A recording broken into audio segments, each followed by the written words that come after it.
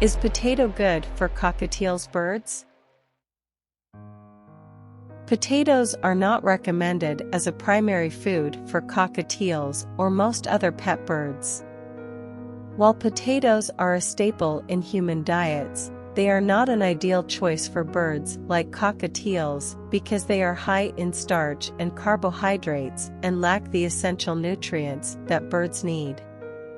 Cockatiels require a balanced diet that includes a variety of fruits, vegetables, seeds, and pellets specifically formulated for their nutritional needs.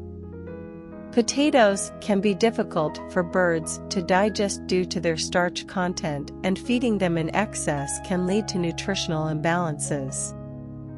Furthermore, some potato varieties can be toxic to birds because they contain compounds called solanines, which are harmful when consumed in copious amounts.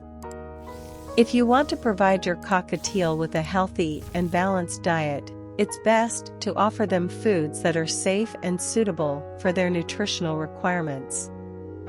You can include a variety of vegetables like carrots, peas, and leafy greens, as well as fruits like apples, pears, and berries in their diet. Additionally, providing a high-quality pellet as a primary source of nutrition is recommended.